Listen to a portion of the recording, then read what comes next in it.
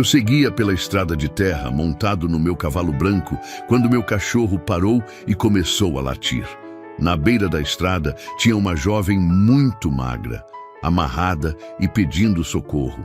Ali eu tive que decidir, ajudar ou seguir em frente. Se esse vídeo apareceu para você, é porque essa história vai te emocionar e arrepiar. Então, já se inscreve no canal se você gosta desse tipo de história e comenta aí de qual cidade você está assistindo. O sol já estava descendo quando atravessei o portão de madeira da fazenda montado no meu cavalo branco. Não era mais aquele branco puro de quando comprei ele, anos atrás. Agora tinha manchas de barro seco nas patas, poeira grudada no pelo. Mas continuava sendo meu companheiro de todas as tardes, desde que Maria se foi. 3 anos já, 3 anos que a casa virou um lugar diferente. Não que eu tenha mudado muita coisa. As cortinas continuam as mesmas, a cozinha do jeito que ela deixou, até as panelas penduradas na mesma ordem. Mas o silêncio mudou tudo. Antes, o silêncio era só uma pausa entre as conversas, entre o rádio tocando sertanejo de raiz e o barulho dela mexendo na cozinha. Agora, o silêncio era a própria casa. Era eu. Era tudo. O cavalo seguia no ritmo dele devagar, conhecendo cada pedra daquela estrada de terra. Eu não puxava as rédeas, deixava ele ir. A gente tinha um acordo silencioso.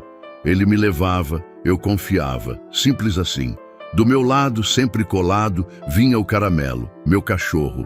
Não sei de onde ele veio, apareceu um dia na varanda, magro, sujo, com aquele jeito de quem já conheceu a fome e a solidão. Me olhou como quem pede uma chance. Dei comida, ele ficou. Nunca mais saiu do meu lado. A tarde estava quente, mas era aquele calor de fim de dia que já vem com o anúncio da noite. O céu começava a mudar de cor, do azul desbotado para um alaranjado sujo, misturado com a poeira que subia da estrada. As cigarras cantavam alto, como sempre cantam nessa hora, um som que enche o ar e ao mesmo tempo deixa tudo mais vazio. É estranho isso. Barulho que aumenta o silêncio. Eu tinha passado o dia inteiro consertando cerca no Pasto Norte. Trabalho duro, sozinho, debaixo do sol. As mãos estavam calejadas, sujas de terra e arame. As costas doíam daquele jeito familiar, o tipo de dor que você aprende a carregar sem reclamar, porque faz parte. Fazendeiro sozinho não tem para quem reclamar mesmo. Os bichos não ligam, a terra não escuta e Deus... Bem, Deus tem coisas mais importantes para ouvir do que velho cansado reclamando de cerca caída. Mas naquela tarde, enquanto o cavalo me levava de volta para casa, eu sentia algo diferente. Não saberia dizer o quê. Era uma coisa no ar, uma tensão que não vinha do cansaço nem do calor. Era como se o vento carregasse um aviso que eu ainda não sabia ler. O Caramelo também sentia. Eu percebia pelo jeito que ele ia, mais atento, focinho levantado, orelhas em pé. De vez em quando olhava para trás, como se checasse se algo nos seguia. Eu olhava também, mas não via nada além de poeira e cerca velha. Ainda assim, o desconforto permanecia. A estrada que eu seguia não era a que eu costumava usar. Normalmente eu voltava pelo caminho principal, mais largo, com menos buracos. Mas a cerca que tinha consertado ficava do lado oposto da fazenda. E para chegar lá, eu tinha pego um atalho, uma estrada de terra batida que cortava por entre pastos abandonados e terrenos sem dono. Era uma estrada esquecida, silenciosa demais. O tipo de lugar que você passa rápido, sem olhar muito para os lados, porque alguma coisa naquele silêncio não parece certa. Eu conhecia essas terras. Já tinha sido tudo produtivo, anos atrás. Fazendas grandes, gado gordo, gente trabalhando. Mas as coisas mudaram. Donos morreram, herdeiros venderam, compradores sumiram. Agora era só mato crescendo por cima de cerca caída, porteiras enferrujadas penduradas em um parafuso só, casas de caseiro com telhado desabado. Fantasma de prosperidade. Maria sempre dizia que eu devia evitar essa estrada. Dizia que tinha algo de errado ali, que as histórias que se contavam na região não eram para ser ignoradas. Eu ria, falava que era superstição de gente da cidade. Mas depois que ela se foi, comecei a evitar também. Não por medo, mas porque aquele vazio me lembrava do vazio que eu carregava dentro. E tem limite para quanto vazio um homem aguenta olhar de frente. Mas naquele dia, cansado, com o sol descendo rápido e a noite chegando, escolhi o caminho mais curto. Escolhi errado, ou certo, ainda não sei. O cavalo seguia, passo tranquilo, cabeça baixa. O caramelo ia um pouco à frente agora, farejando o chão, parando de vez em quando para cheirar o ar. Eu deixava. Cachorro sabe de coisas que a gente não sabe, sente o que a gente não sente. E naquela tarde, ele estava sentindo algo. O vento mudou, ficou mais quente, mais seco, trazendo aquele cheiro de terra rachada e mato queimado. Uma nuvem de poeira subiu ao longe do lado esquerdo da estrada, mas não tinha carro, não tinha nada que justificasse. Só o vento, só o calor, só aquele pressentimento que crescia no peito como uma pedra. Foi quando ouvi, ou achei que ouvi, um som baixo, abafado, vindo de algum lugar à frente. Poderia ser o vento nas árvores secas, poderia ser cigarra ou o próprio silêncio pregando peça na minha cabeça cansada. Mas o caramelo ouviu também. Parou no meio da estrada, corpo inteiro alerta, focinho apontado para frente. Puxei levemente as rédeas. O cavalo parou, sacudindo a cabeça, espantando as moscas. Fiquei ali, parado, escutando. O som das cigarras tinha sumido. Estranho. Elas não param de cantar assim, de repente, sem motivo. A não ser que alguma coisa tenha passado. Alguma coisa que assusta até bicho. O caramelo deu um passo à frente, depois outro. Parou de novo. Rosnou. Não era aquele rosnado de briga, de cachorro defendendo o território. Era diferente. Era aviso. Era medo. Meu coração acelerou, não sei porquê, nada tinha acontecido ainda. Mas o corpo sabe antes da cabeça. O corpo sente o perigo antes dos olhos verem. Toquei o cavalo devagar, seguindo em frente. A estrada fazia uma curva suave à direita, contornando um barranco coberto de capim seco. Do outro lado, cerca velha, arame farpado enferrujado, postes tortos. E além da cerca, nada. Só pasto abandonado, terra rachada, horizonte vazio. Mas o caramelo não tirava os olhos da margem esquerda, ali onde não tinha cerca, onde o mato era mais fechado, mais escuro, mais silencioso. Quando fiz a curva, a luz mudou. O sol estava mais baixo agora, batendo de lado, criando sombras longas que pareciam se mover mesmo estando paradas.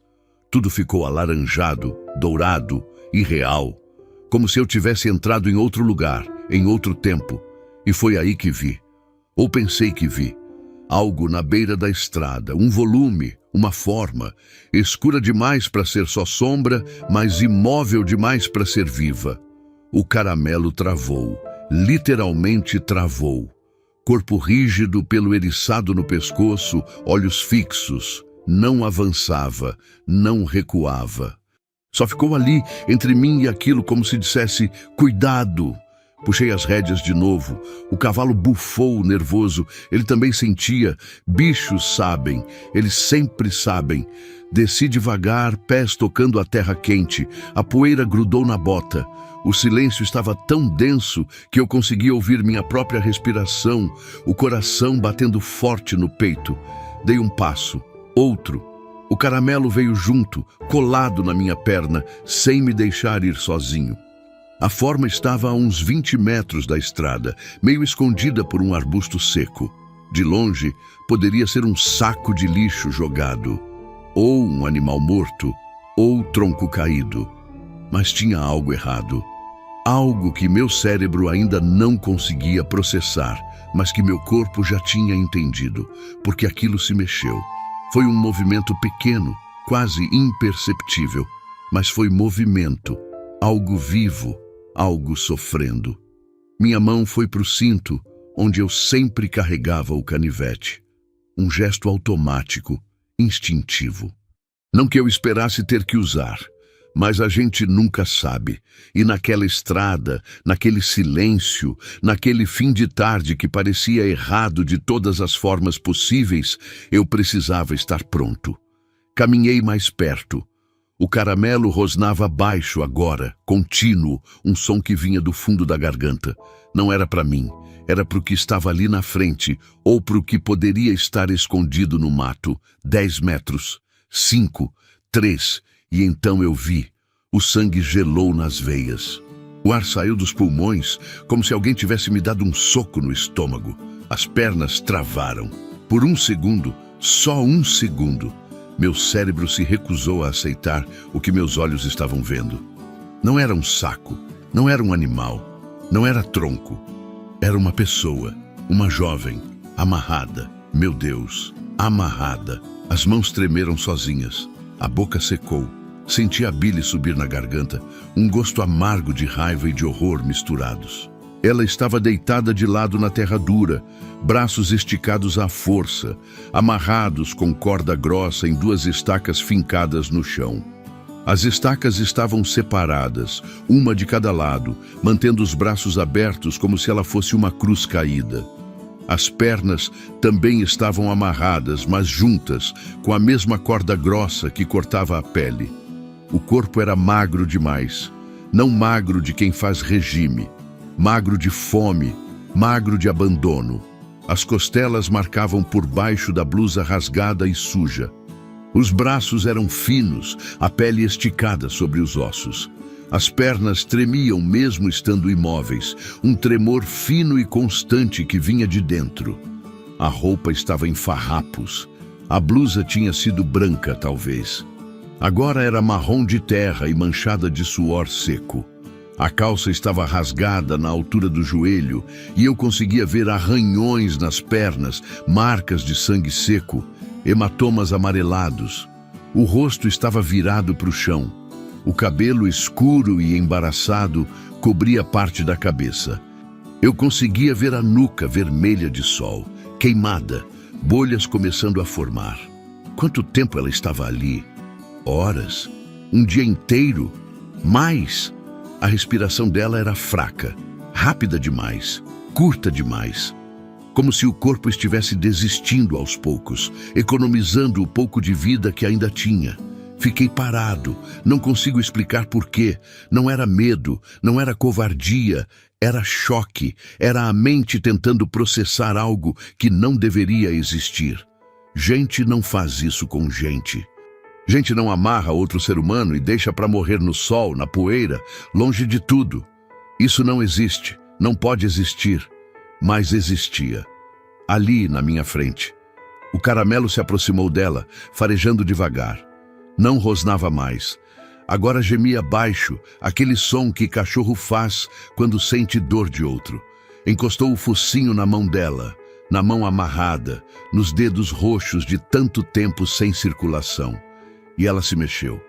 A cabeça virou levemente. Os lábios se abriram, rachados, sangrando nas bordas. E saiu um som, fraco, quase inaudível, mas saiu. Por favor, 2 palavras, só isso. Mas carregadas de tanto sofrimento, tanta exaustão, tanto desespero que senti como se tivessem me cortado por dentro. A raiva veio, quente, violenta, subindo do estômago para o peito, para o rosto, fazendo as mãos fecharem em punho. Quem faz isso? Quem amarra uma menina e deixa para morrer? Que tipo de monstro precisa ser para fazer uma coisa dessas? Olhei em volta. A estrada estava vazia. Não tinha casa. Não tinha carro. Não tinha nada. Só o silêncio e o vento quente carregando poeira. Mas tinha marcas no chão. Pegadas de bota, mais de uma pessoa. Rastro de pneu, ainda visível na terra seca. Marcas recentes, muito recentes. Isso não foi acidente, não foi caso isolado. Alguém trouxe ela aqui, alguém amarrou ela, alguém fincou as estacas, alguém deixou ela morrer e foi embora. O estômago revirou. Tive que engolir para não vomitar ali mesmo. Respirei fundo, tentando controlar a raiva, tentando pensar. Mas era difícil pensar quando tudo que eu queria era encontrar quem fez isso e fazer a mesma coisa com eles. Me ajoelhei do lado dela. A terra estava quente, queimando através da calça. O caramelo se afastou um pouco, mas não saiu. Ficou ali, de guarda, olhando para a estrada, para o mato, para tudo. Moça, minha voz saiu rouca, travada. Moça, você me escuta? Ela gemeu. Os olhos se abriram, só uma fresta. Estavam fundos, sem brilho, com aquele olhar vazio de quem já desistiu, mas ainda vivos. Ainda ali. Eu vou te tirar daqui, falei tentando parecer calmo, mas a voz tremia. Vou soltar você, tá bom? Aguenta mais um pouco. Ela fechou os olhos de novo. Uma lágrima escorreu, lenta, deixando um rastro limpo na sujeira do rosto. Peguei o canivete. As mãos tremiam tanto que tive que segurar o pulso com a outra mão para conseguir abrir a lâmina. O caramelo rosnou de novo, mas não para ela, para o mato. Para alguma coisa no mato. Olhei. Não vi nada, mas o pelo dele estava todo eriçado. Ele sabia de algo que eu não sabia. Não tinha tempo. Precisava ser rápido. Cortei a primeira corda, a que prendia o pulso direito. A corda estava apertada, enterrada na pele, e quando o canivete passou por ela, a jovem gritou. Um grito abafado de dor, de alívio, de desespero. O sangue começou a voltar para o braço e ela se contorceu, gemendo alto. Desculpa, desculpa, eu repetia, sem saber o que mais dizer. Já passou, mas não tinha passado. Cortei a segunda corda, mesmo grito, mesma dor. As mãos dela caíram para o chão sem força, os dedos retorcidos, roxos. Ela chorava agora, um choro baixo, exausto, sem lágrimas sobrando. Cortei as cordas das pernas. Ela tentou se mover, mas não conseguiu. O corpo não respondia. Ficou ali, deitada na terra, tremendo inteira. Foi quando ouvi um barulho, longe, muito longe, mas inconfundível. Motor. O caramelo latiu. Um latido agudo de alerta. Olhei para a estrada. Nada ainda. Mas o som estava vindo. Baixo, abafado pelo vento e pela distância. Mas vindo. Alguém estava voltando. Meu coração disparou. O som do motor estava longe ainda, mas se aproximando. Não tinha tempo para pensar, para duvidar, para questionar. Só havia uma certeza martelando na minha cabeça. Quem quer que tivesse deixado ela ali, estava voltando. E se me encontrassem aqui com ela, não ia ter conversa. Olhei para a jovem no chão. Ela tremia inteira, os olhos semicerrados, o corpo sem forças. Não ia conseguir andar, mal conseguia se mexer. A gente precisa sair daqui, falei, mais para mim mesmo que para ela. Agora. Peguei ela no colo. Meu Deus, como era leve. Assustadoramente leve. Senti os ossos através da roupa fina, o corpo que parecia que ia se quebrar se eu apertasse demais. Ela gemeu quando a levantei, a cabeça caindo para o lado, sem força para sustentar o próprio peso. Eles disseram que eu não podia voltar. Sussurrou a voz tão fraca que quase não ouvi. Me deixaram aqui para morrer. As palavras me acertaram como um soco. Não podia voltar. Deixaram para morrer. Que tipo de gente faz isso? Que tipo de mundo a gente vive que alguém pode amarrar uma menina e abandonar ela para definhar no sol? Não respondi. Não tinha o que dizer. Só segurei ela com mais cuidado e caminhei rápido de volta para o cavalo. O caramelo já estava na frente, olhando para a estrada, as orelhas em pé, o corpo tenso. Ele ouvia o que eu ouvia e sentia o perigo. O motor estava mais perto agora. Ainda não dava para ver nada, a estrada fazia uma curva uns 500 metros atrás, escondida por um morro baixo coberto de capim seco. Mas o som vinha claro, constante, se aproximando. Cheguei no cavalo. Ele estava inquieto, pisando de um lado para o outro, sacudindo a cabeça. Sentiu minha urgência. Ou sentiu o perigo no ar. Bicho sente essas coisas. Amarrei as rédeas numa cerca próxima com um nó rápido, as mãos tremendo tanto que errei 2 vezes antes de conseguir. Maldita cerca velha, arame enferrujado que cortava a mão se não tomasse cuidado. Mas consegui. Coloquei a jovem na sela com todo o cuidado que pude. Ela gemeu de novo quando o corpo encostou no couro, as pernas bambas penduradas de um lado, os braços sem força caindo para o outro. Segurei ela firme para não escorregar. Aguenta aí, falei baixo. Só mais um pouco. Ela não respondeu. Acho que nem tinha força para isso. Só se agarrou fracamente na crina do cavalo, os dedos mal conseguindo fechar. Desamarrei as rédeas, soltei o nó de qualquer jeito. Montei atrás dela, passando os braços dos 2 lados para segurar as rédeas e segurar ela ao mesmo tempo. Senti o corpo dela tremer contra o meu, sentir a respiração rápida demais, curta demais. O Caramelo já estava esperando, uns metros à frente na estrada, olhando para trás. Latiu uma vez. Curto, urgente. Eles estavam chegando. Toquei o cavalo, não forte, não podia correr com ela naquele estado, mas firme, com pressa. O cavalo entendeu. Começou a andar rápido, o trote irregular na estrada esburacada, fazendo a jovem gemer a cada solavanco. Desculpa, murmurei. Desculpa, mas a gente precisa sair daqui. Seguimos pela estrada de terra, o sol já quase sumindo no horizonte, tingindo tudo de vermelho sangue. As sombras eram compridas, escuras, se esticando pela terra como dedos. O vento tinha mudado de direção, agora vinha de trás, trazendo junto o som do motor que ficava cada vez mais próximo. Olhei para trás uma vez, só uma. Vi a nuvem de poeira subindo na curva, ainda longe, mas vindo rápido. Segura firme, falei para ela, mesmo sabendo que ela mal tinha força para isso. O Caramelo corria à frente, a língua de fora, as patas levantando poeira. De vez em quando olhava para trás, checando se a gente estava seguindo, se estava tudo bem. Cachorro fiel. Cachorro que entende.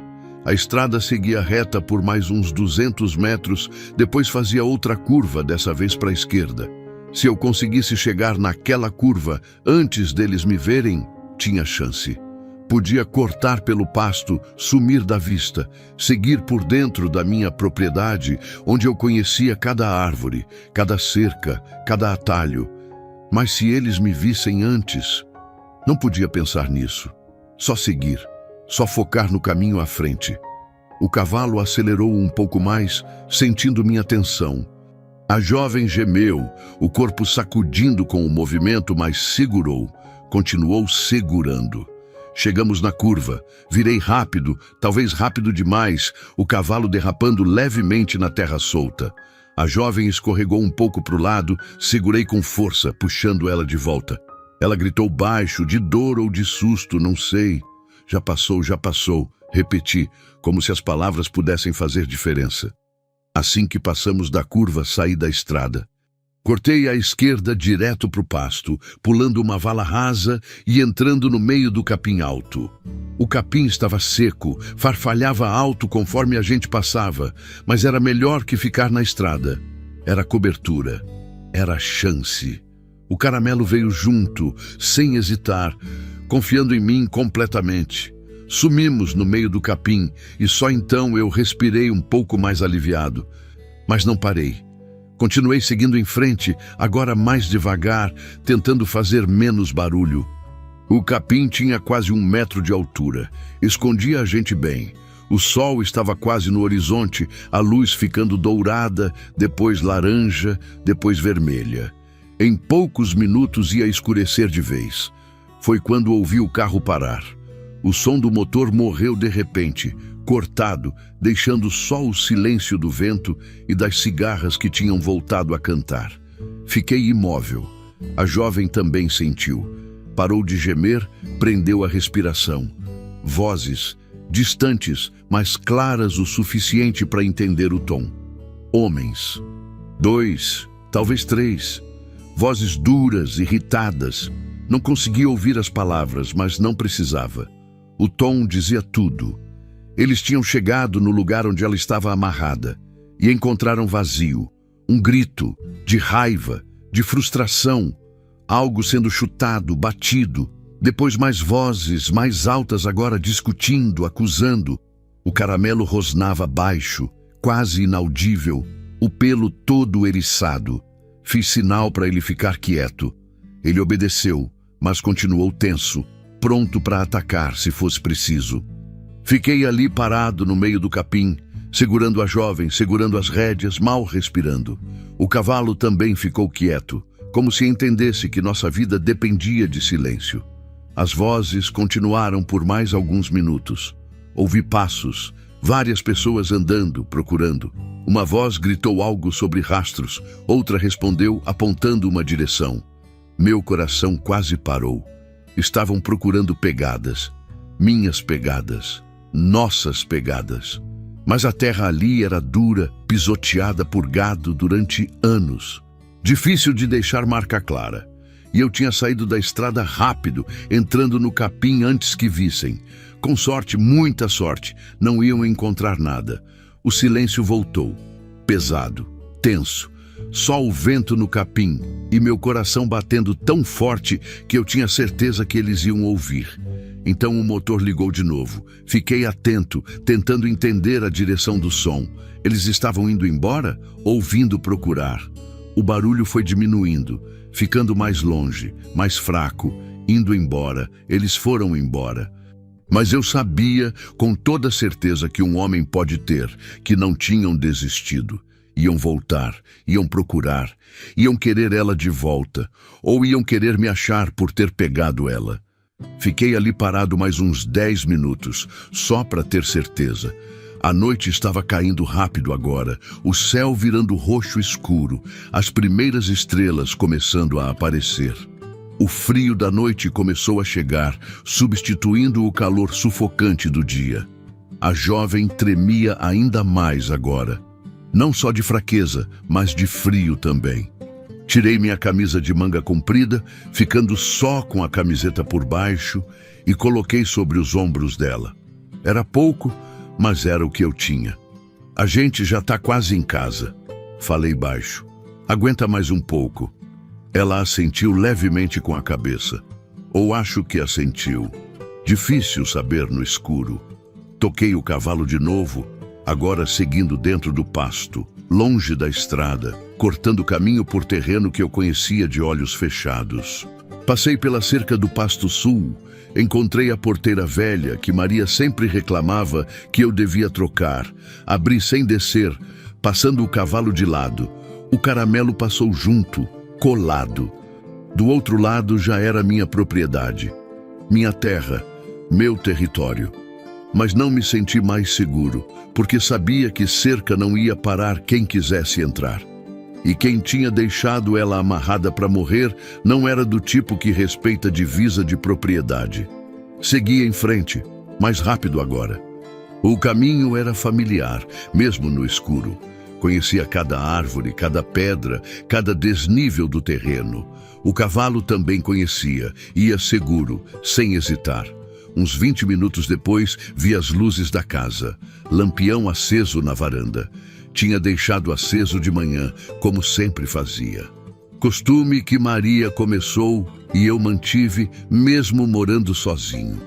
Diz que casa sem luz assusta bicho, e gente ruim também. Quando chegamos perto, desmontei devagar, pegando a jovem no colo de novo. Ela estava mais pesada agora. Ou eu estava mais cansado, provavelmente os dois. O caramelo foi na frente, subindo os 3 degraus da varanda de madeira, parando na porta, esperando eu abrir. Abri com a ponta da bota, empurrando. A porta rangeu, aquele som familiar que eu ouvia todo dia. Entrei. O caramelo entrou junto, sem pedir licença, e foi direto para a frente da porta, deitando ali, de guarda. Levei a jovem para o sofá da sala. Um sofá velho, estofado marrom já desbotado, com aquele cheiro de casa velha e solidão. Deitei ela com cuidado, pegando um cobertor que estava dobrado no canto e cobrindo. Ela tremeu quando o cobertor encostou, como se até o toque do tecido machucasse. Os olhos se abriram, me procurando no escuro. "Você está segura agora", falei, tentando acreditar nas minhas próprias palavras. "Tá em casa. Ninguém vai te machucar aqui." Ela me olhou por um longo momento. Um olhar profundo, carregado de dor, de medo, mas também de algo que poderia ser esperança. Ou talvez fosse só desespero. "Obrigada", sussurrou tão baixo que quase não ouvi. "Obrigada por não ter passado direto." As palavras me acertaram fundo, porque era verdade. Eu podia ter passado direto. Podia ter olhado para frente, puxado as rédeas, seguido o meu caminho. Podia ter fingido que não vi, que não era problema meu, que cada um cuida da sua vida, mas não passei direto. E agora, olhando para ela ali no sofá, ferida, faminta, traumatizada, eu sabia que tinha cruzado uma linha. Tinha feito uma escolha que não dava para voltar atrás. Tinha me colocado do lado dela, e contra quem quer que tivesse feito aquilo. "Fica quieta", falei. "Vou buscar comida e água." Fui para a cozinha. Minhas mãos ainda tremiam quando abri a geladeira. Tinha feijão do almoço, arroz, um pedaço de carne assada, mas ela não podia comer tudo isso de uma vez. O corpo dela não ia aguentar. Lembrei do que Maria fazia quando a gente achava cachorro ou gato abandonado, quase morto de fome. Comida leve primeiro, pouca quantidade, devagar. Esquentei um pouco de caldo de feijão, peguei um pedaço pequeno de pão, coloquei num prato e voltei para a sala. Ela estava de olhos fechados, mas acordou quando me ouviu chegar. Tentou sentar, mas o corpo não obedecia. Ajudei, colocando uma almofada atrás das costas. "Come devagar", avisei. "Se comer rápido vai passar mal." Ela pegou o pão com as mãos tremendo, levou à boca. Os dentes bateram no pão. As mãos tremiam tanto que metade caiu no colo. Mas ela comeu, mastigou devagar, engoliu com dificuldade, como se até engolir doesse. Ofereci o caldo. Ela bebeu direto do prato sem colher, desesperada. Engasgou, tossi, mas continuou bebendo. A barriga roncou alto, um som que partiu meu coração. Quanto tempo ela estava sem comer? 2 dias? 3? Mais?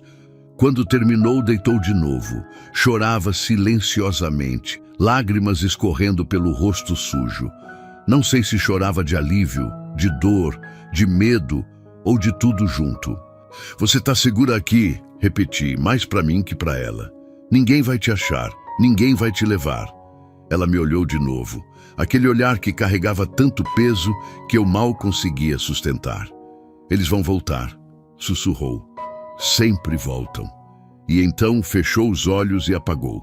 Cansaço, exaustão ou só o corpo desligando para se proteger? Não sei.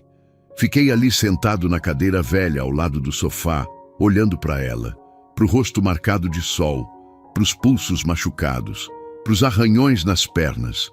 O caramelo continuava na porta, deitado mas acordado, as orelhas em pé, atentas a qualquer som.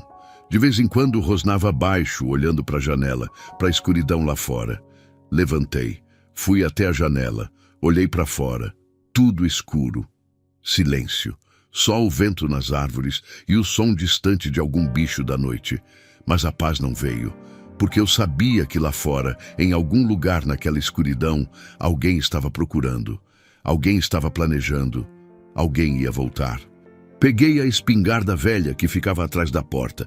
Estava enferrujada. Maria sempre reclamava que eu devia cuidar melhor, limpar, olhar, mas funcionava. Tinha que funcionar. Carreguei. Verifiquei os cartuchos. Só 2. 2 tiros. Era o que eu tinha. Ia ter que bastar. Encostei a espingarda na parede perto da cadeira. Sentei de novo. A noite ia ser longa. E no fundo do peito eu sentia. O pior ainda estava por vir. A noite caiu pesada sobre a fazenda. Daquelas noites sem lua, onde a escuridão é tão densa que parece ter peso. Sentei na cadeira velha ao lado do sofá, a espingarda encostada na parede ao alcance da mão. E fiquei ali, só observando. A jovem dormia, ou estava desmaiada. Difícil saber. A respiração era irregular, às vezes profunda demais, às vezes quase imperceptível. De vez em quando ela gemia, o corpo se contraindo, como se estivesse revivendo algo nos sonhos ou nos pesadelos. O caramelo não saía da porta. Deitado, mas com a cabeça erguida, as orelhas em pé. Cada som lá fora fazia ele rosnar baixo. O vento na janela. Um galho batendo no telhado. O rangido da madeira velha da varanda. Tudo era ameaça em potencial. Eu também estava alerta. Cada músculo tenso, cada sentido aguçado, esperando. Mas esperando o quê? Que eles viessem bater na porta, que invadissem no meio da noite, que... o quê? Não sabia. E não saber era o pior. O relógio na parede marcava 10 da noite. Parecia que tinha passado uma eternidade desde que encontrei ela na estrada, mas tinham se passado apenas algumas horas. Algumas horas que mudaram tudo. Me levantei devagar, tentando não fazer barulho. Fui até a cozinha. Precisava de café. Precisava de algo que me mantivesse acordado, porque se eu dormisse, se eu baixasse a guarda por um segundo... Acendi o fogão velho. A chama azul iluminou a cozinha escura. Coloquei a chaleira com água. Enquanto esperava ferver, olhei pela janela da cozinha. Só escuridão. Nada se movia lá fora, mas a sensação de estar sendo observado não me deixava. A água ferveu, fiz o café forte, amargo, do jeito que Maria dizia que ia me matar um dia. Mas precisava ficar acordado. Voltei para a sala com a caneca fumegante. A jovem tinha se mexido um pouco, virado para o outro lado. O cobertor tinha escorregado, deixando o braço de fora. Vi as marcas no pulso, profundas, roxas. A pele machucada onde a corda tinha cortado. Senti a raiva subir de novo. Quente. Violenta. Quem faz isso com outra pessoa? Que tipo de monstro precisa ser? Ajeitei o cobertor sobre ela. Ela se mexeu com o toque, os olhos se abrindo de repente, assustados, o corpo se encolhendo como se esperasse um golpe. Calma, falei baixo. Sou eu. Você tá segura. Ela me olhou por um longo momento, os olhos tentando focar no escuro. Depois relaxou um pouco, mas não completamente. Acho que relaxar completamente não era mais possível para ela. Que horas são? Perguntou, a voz rouca. 10 da noite. Você precisa dormir mais. Não consigo, sussurrou. Toda vez que fecho os olhos eu vejo... Não terminou a frase. Não precisava. Eu entendia. Quer água? Ofereci. Ela assentiu. Fui buscar. Quando voltei, ela tinha se sentado no sofá, o cobertor enrolado ao redor do corpo. Mesmo no escuro, eu conseguia ver que ela estava tremendo. Dei o copo. Ela bebeu devagar dessa vez, com mais controle. Quando terminou, segurou o copo vazio entre as mãos, como se o simples ato de segurar algo fosse reconfortante. Como você se chama? Perguntei. Ela hesitou. Por um momento achei que não ia responder. Mas então falou, tão baixo que quase não ouvi. Júlia, Júlia, repeti. Eu sou Antônio, fazendeiro. Moro aqui sozinho há 3 anos, desde que minha esposa morreu. Não sei por que contei isso. Talvez para mostrar que eu também conhecia a solidão. Que eu entendia o que era estar sozinho. Que ela não estava mais sozinha agora. Obrigada, Antônio, disse ela, por me salvar, por não ter passado direto. Qualquer pessoa teria feito o mesmo. Não, ela balançou a cabeça, lágrimas começando a cair de novo. Não é verdade. Várias pessoas passaram, eu vi. Ouvi os carros, gritei, pedi ajuda. Mas ninguém parou. Ninguém desceu para ver. Só você. As palavras me acertaram como um soco. Várias pessoas passaram e ninguém parou. Ninguém quis se envolver. Ninguém quis ver. Mas quanto tempo você ficou lá? Perguntei, mas não tinha certeza se queria saber a resposta. Não sei, ela fungou. Perdi a noção. Foi de manhã que eles me deixaram. Ainda estava escuro. Eu vi o sol nascer. Vi ele subir, vi ele descer. Achei que ia morrer ali. Achei que ninguém ia me achar a tempo. Quem fez isso com você? A pergunta saiu antes que eu pudesse pensar melhor. Ela ficou quieta. O corpo todo se tensou. As mãos apertaram o copo com tanta força que eu temi que quebrasse. Não posso falar, sussurrou finalmente. Se eu falar, eles vão me achar e vão me matar de verdade dessa vez. Eles não vão te achar aqui. Falei, tentando passar confiança. Eu não vou deixar. Ela me olhou com aquele olhar que já tinha visto antes. O olhar de quem sabe que promessas não significam nada contra certas forças. Você não entende, disse ela. Essas pessoas, elas têm poder, têm dinheiro, têm gente em todo lugar. Polícia, justiça, tudo. Elas fazem o que querem.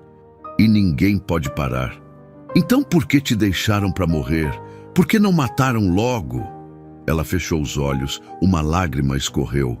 Porque queriam que parecesse acidente, ou suicídio, ou que eu simplesmente sumisse. Mais uma menina que fugiu de casa e nunca mais foi vista. Acontece todo dia, ninguém investiga, ninguém procura. O estômago revirou. Ela tinha razão. Eu sabia que tinha. Quantas histórias a gente ouve de gente que desaparece e nunca é encontrada? Quantos casos que nunca são resolvidos? Quantas famílias que nunca têm respostas? Você tem família? Perguntei. Alguém que esteja procurando por você?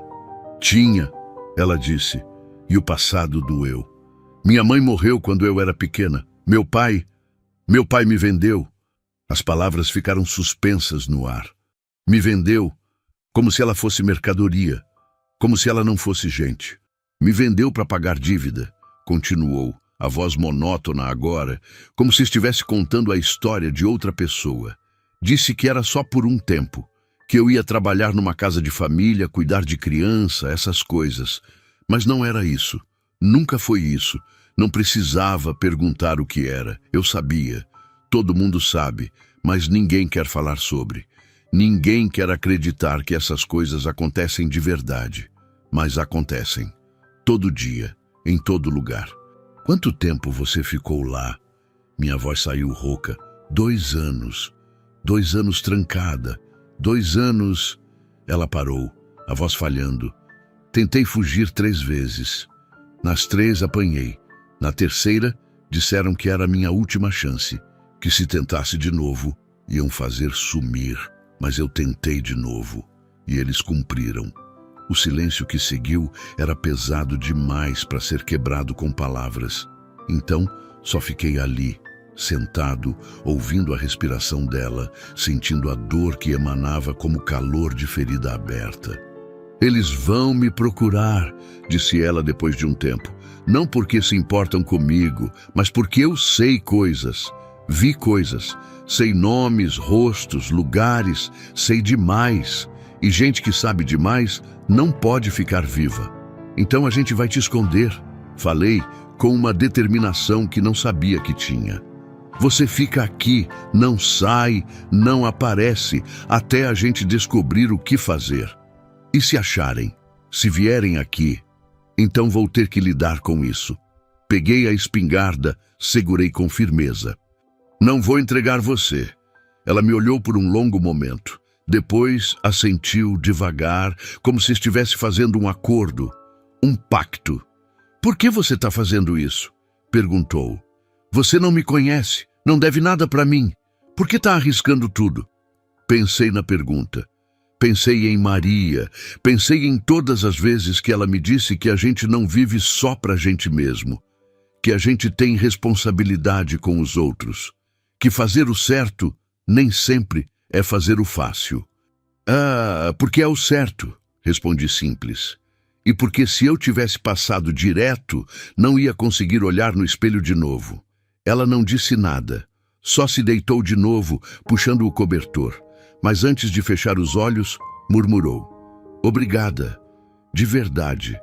Fiquei ali sentado, vendo ela adormecer aos poucos. A respiração foi ficando mais regular, o corpo relaxando. Mas mesmo dormindo, Ela não parecia em paz. O rosto estava tenso, os punhos fechados, como se lutasse contra algo invisível. O caramelo veio até mim, encostou o focinho na minha mão. Fiz carinho na cabeça dele. Pelo menos não estava completamente sozinho nisso. A noite arrastou devagar. Cada minuto parecia uma hora. Cada som lá fora fazia meu coração acelerar. O vento batendo na janela. Um bicho mexendo no mato, o rangido da madeira velha. Por volta da meia-noite, o caramelo se levantou de repente. Rosnou, um rosnado baixo, contínuo, perigoso, o pelo todo eriçado. Peguei a espingarda. Fui até a janela devagar, sem fazer barulho. Olhei para fora. Nada, só escuridão. Mas o caramelo não estava rosnando para nada. Ele sentia algo, ouvia algo. Fiquei ali de pé, a espingarda pronta, o coração batendo forte, esperando. 1 minuto, 2, 5. Então ouvi. Distante, muito distante, mas inconfundível. Motor. Alguém estava na estrada que passava perto da fazenda. Numa hora dessas, não tinha motivo para ninguém estar ali. Aquela estrada não levava a lugar nenhum que justificasse movimento de madrugada. O som passou, foi embora, sumiu na distância. Mas meu coração não desacelerou, porque eu sabia. Eles estavam procurando, patrulhando, checando, e mais cedo ou mais tarde iam chegar aqui. Voltei para a cadeira. Não ia dormir essa noite, nem pensar. Fiquei ali, na vigília, a espingarda no colo, o caramelo alerta e a jovem dormindo no sofá, esperando o amanhecer, esperando o que viria depois. A luz do dia começou a rachar o horizonte por volta das 5 da manhã.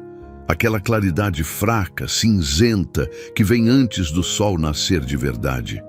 Eu ainda estava sentado na mesma cadeira, a espingarda no colo, o corpo dolorido de tanto ficar na mesma posição. Não tinha dormido nem 1 minuto, não tinha conseguido. O caramelo também tinha ficado acordado a noite toda. De vez em quando ele levantava, ia até a porta, cheirava por baixo da fresta, voltava, sentava, esperava. Depois repetia tudo de novo. Cachorro nervoso, cachorro que sabia que algo estava errado. Júlia ainda dormia. O sono era pesado, exausto, daquele tipo que o corpo força quando não aguenta mais ficar acordado. Ela se mexia de vez em quando, gemia baixo, mas não acordava. Melhor assim, precisava descansar, precisava recuperar forças. Levantei devagar, sentindo cada osso do corpo reclamar. Deixei a espingarda encostada na cadeira e fui até a cozinha. Precisava de café, de novo, mais forte ainda. Enquanto a água esquentava no fogão velho, olhei pela janela da cozinha. Lá fora, a fazenda começava a acordar também. Os passarinhos cantavam, anunciando o dia. O gado mugiu ao longe no pasto distante. Tudo parecia normal, tranquilo, como qualquer outro amanhecer. Mas não era. Nada mais era normal. Fiz o café forte e amargo. Tomei o primeiro gole ainda em pé, sentindo a bebida quente descer e acordar o corpo cansado. Precisava pensar. Precisava fazer um plano. Porque manter ela escondida aqui para sempre não era opção. Mais cedo ou mais tarde, alguém ia desconfiar, alguém ia perguntar, alguém ia ver. A fazenda era isolada, sim. O vizinho mais próximo estava a uns 3 quilômetros. Eu não recebia visita, não tinha amigos que apareciam de surpresa. Desde que Maria morreu, eu vivia praticamente sozinho, só eu e os bichos. Mas sempre tinha o entregador de ração que vinha uma vez por mês. Tinha o veterinário que eu chamava quando algum animal adoecia. Tinha gente que passava pela estrada, mesmo que raro. Não dava para viver completamente isolado, não no mundo de hoje. Voltei para a sala com a caneca de café. Júlia tinha acordado. Estava sentada no sofá, o cobertor enrolado ao redor do corpo, os olhos vermelhos e inchados. Me olhou quando entrei. "Bom dia", falei, tentando soar normal. "Bom dia", ela respondeu, a voz rouca. "Que horas são?"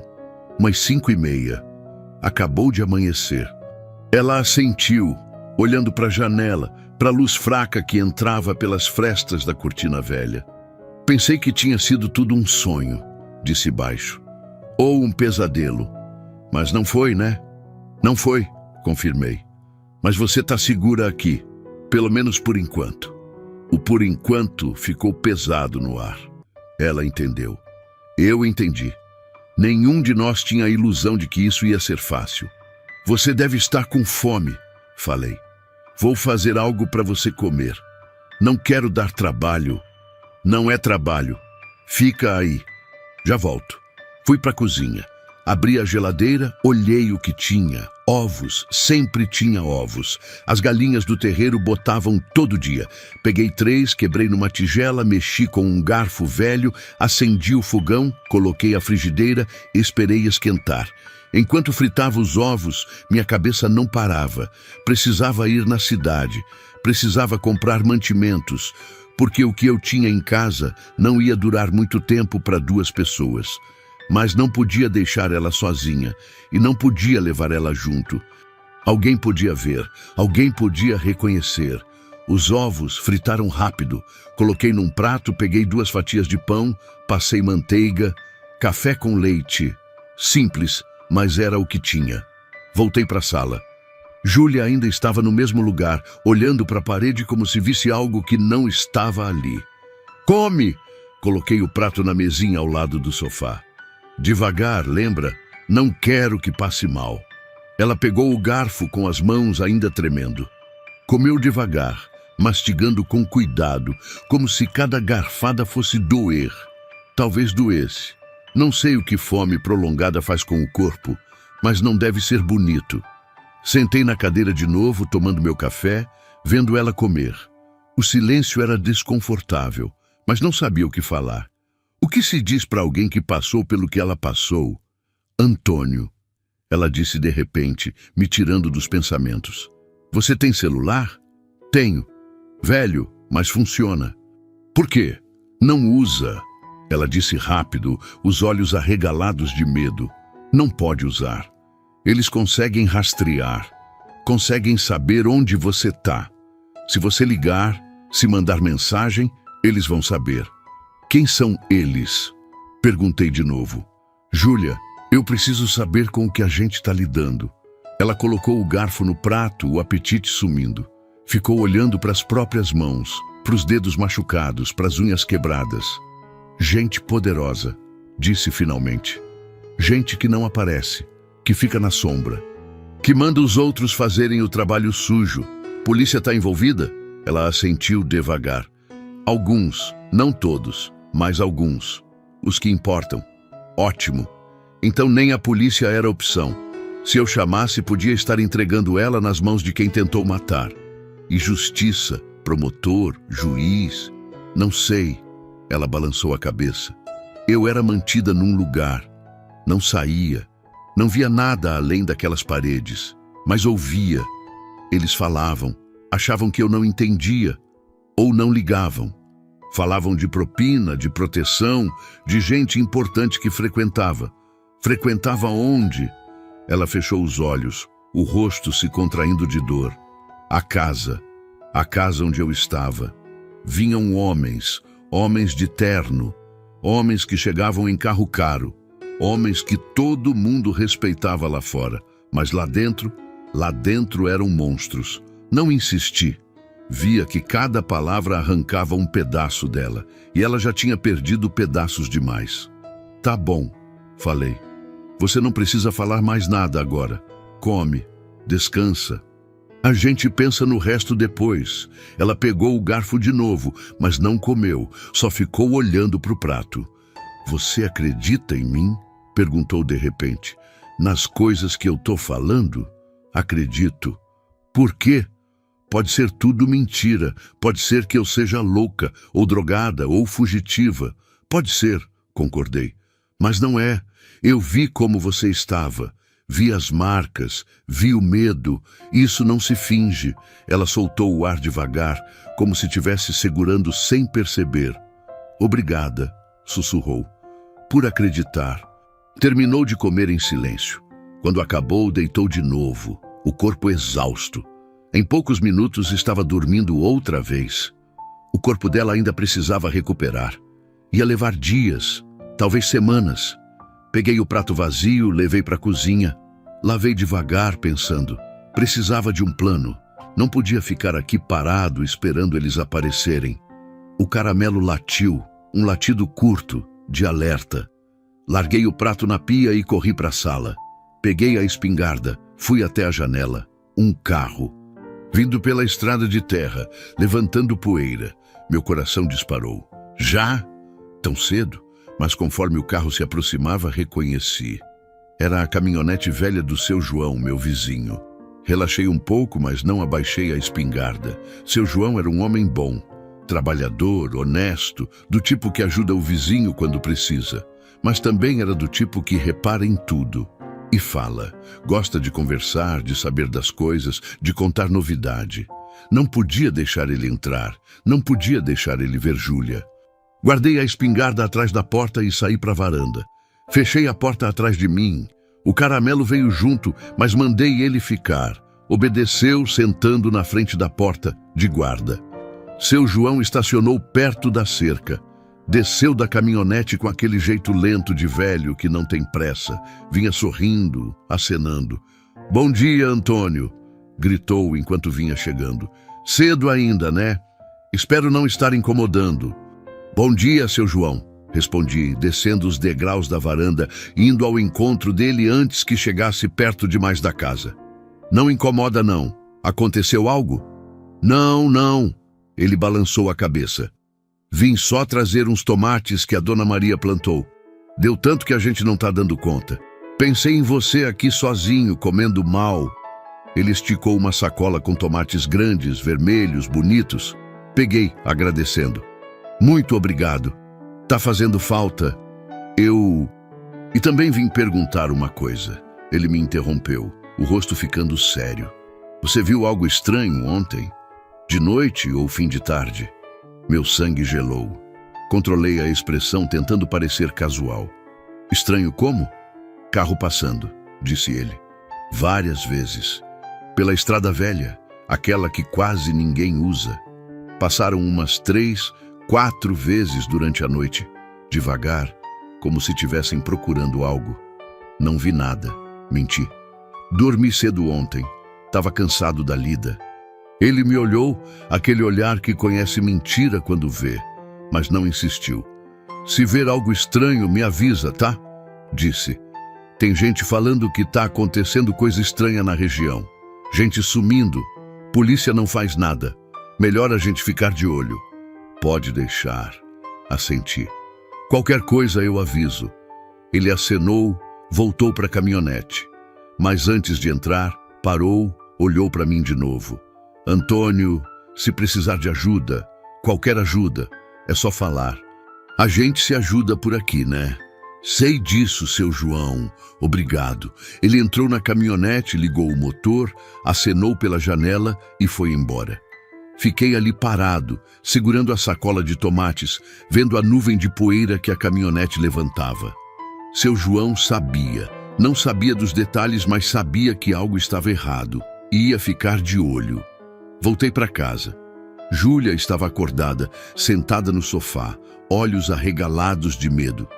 "Quem era?" perguntou. "Vizinho. Trouxe tomates." "Ele viu? Ele sabe?" "Não viu. Não sabe, mas está desconfiado." Ela enterrou o rosto nas mãos. "Eles vão descobrir", gemeu. "Vão me achar e vão te matar também por ter me ajudado." "Não vão."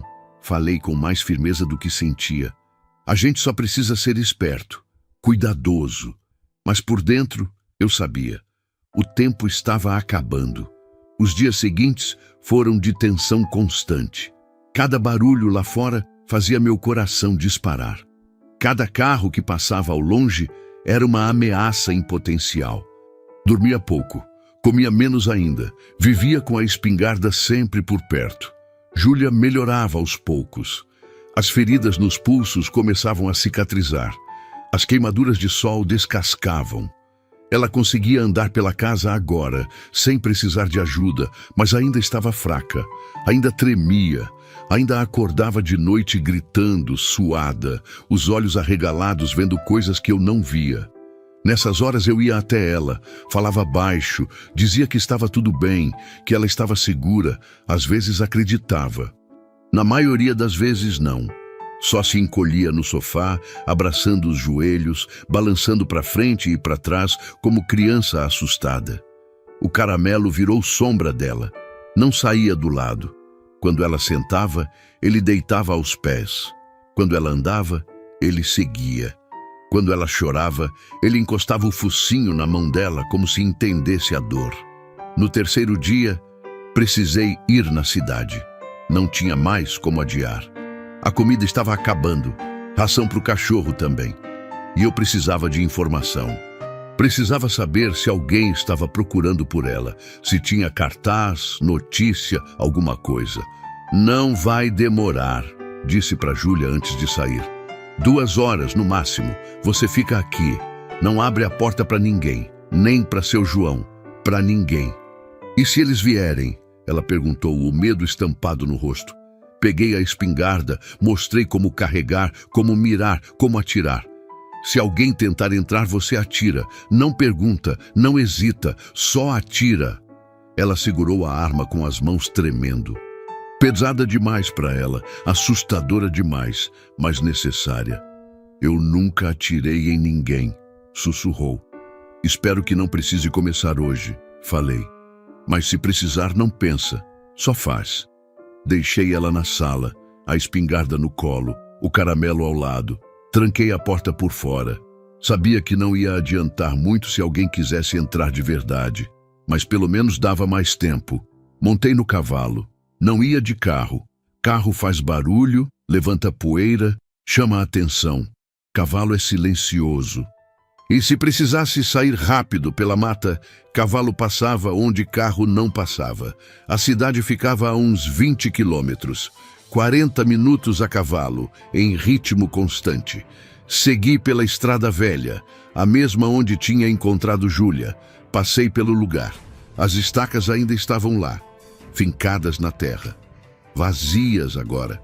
Mas a imagem dela amarrada ali ainda queimava na minha cabeça. Não parei. Só segui em frente. A cidade era pequena. 5.000 habitantes, talvez menos. Todo mundo conhecia todo mundo. Fofoca corria rápido. Segredo não durava um dia. Amarrei o cavalo na frente do mercado do Zé Carlos. Entrei. A loja estava vazia, só o Zé Carlos atrás do balcão, mexendo no celular. E aí, Antônio? Ele cumprimentou animado. Faz tempo que não aparece por aqui. Pois é, respondi pegando uma cesta. Estava ocupado na fazenda. Imagino. Sozinho lá, deve dar trabalho. Fui pegando as coisas. Arroz, feijão, macarrão, café, açúcar, carne no açougue dos fundos, frutas, verduras. Mais do que eu costumava comprar. Zé Carlos reparou. Comprando para um batalhão, hein? Brincou. Vai ter festa? Não, dei de ombros. Só fazendo estoque. Preguiça de vir toda semana. Ele assentiu, mas viu o olhar dele. Curioso, desconfiado. Enquanto ele passava as compras, aproveitei. E aí, Zé, tem alguma novidade na cidade? Perguntei casual. Novidade? Ele pensou. Não muita coisa. Ah, tá tendo um movimento estranho de polícia. Barreiras na estrada. Dizem que estão procurando alguém. Meu coração acelerou, mas mantive a cara neutra. Procurando quem? Não sei direito. Ele baixou a voz, se aproximando como quem conta segredo. Mas ouvi dizer que tem a ver com aquele esquema que descobriram em Goiânia. Você viu no jornal? Não, menti. Não costumo ver notícia. Pois é, deu na televisão. Ele continuou. Descobriram uma casa onde mantinham meninas. Tráfico, sabe? Coisa feia. Dizem que algumas fugiram. A polícia está procurando. Senti o chão sumir debaixo dos pés. Então era verdade. Tudo que Júlia tinha contado era verdade. E a polícia estava procurando. Mas procurando para quê? Para proteger ou para devolver? Polícia está fazendo barreira onde? Perguntei, tentando soar apenas curioso. Na BR, principalmente, disse Zé Carlos, mas ouvi que estão patrulhando as estradas vicinais também, procurando em fazenda, sítio, tudo, mandado de busca, essas coisas. Merda, isso era péssimo. Se começassem a fazer busca em fazendas, era questão de tempo até chegarem na minha. Que loucura, comentei pegando as sacolas. Quanto ficou? Ele passou o valor. Paguei em dinheiro. Sempre pagava em dinheiro. Não deixava rastro. Antônio. Zé Carlos me chamou quando eu já estava saindo. Se ver algo estranho, avisa a polícia, tá? Dizem que essas meninas estão em perigo. Que tem gente perigosa atrás delas. Pode deixar. Menti de novo. Qualquer coisa eu aviso. Saí do mercado com as sacolas pesadas. Amarrei na sela do cavalo. Antes de montar, dei uma volta pela praça. Queria ver se tinha cartaz, foto, alguma coisa sobre Júlia. Tinha. Na frente da delegacia, um cartaz grande. Desaparecida. A foto era dela, mais nova, o cabelo arrumado, um sorriso forçado. Embaixo, o nome, Júlia Santos, 19 anos. Qualquer informação, ligar para o número abaixo. Senti a raiva subir. Desaparecida. Como se ela tivesse se perdido. Como se não tivessem sido eles que a amarraram e deixaram para morrer. Memorizei o número. Não ia ligar, mas precisava saber. Voltei para o cavalo. Montei. Estava começando a sair da cidade quando vi uma viatura da polícia, parada na esquina. 2 policiais dentro, olhando para as pessoas que passavam. Um deles me viu, falou algo para o outro. Os 2 me olharam. Não acelerei, não mostrei nervosismo. Só segui em frente, no mesmo ritmo, como se não tivesse nada errado. Eles não me pararam. Mas senti o olhar deles nas minhas costas até eu dobrar a esquina e sumir de vista. Saí da cidade rápido. Assim que passei das últimas casas, toquei o cavalo um pouco mais forte. Precisava voltar. Precisava avisar Júlia que o cerco estava fechando. No caminho de volta, minha cabeça não parava. Polícia fazendo barreira, mandado de busca, patrulhando fazendas, cartaz com a foto dela.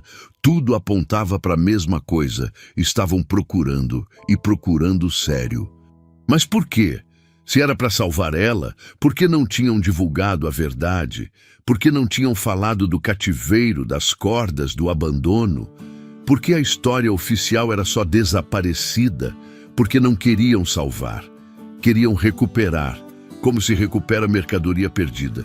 Quando cheguei perto da fazenda, diminuí o passo. Olhei em volta. Tudo parecia normal. Nenhum carro estranho, nenhum movimento suspeito. Desmontei perto da casa. O caramelo latiu lá de dentro, reconhecendo meu passo. Abri a porta. Júlia estava onde tinha deixado, sentada no sofá, a espingarda ainda no colo. Quando me viu, o alívio foi tão grande que ela começou a chorar. Pensei que não ia voltar, soluçou. Pensei que tinham te pego. Voltei, falei, fechando a porta, e trouxe comida.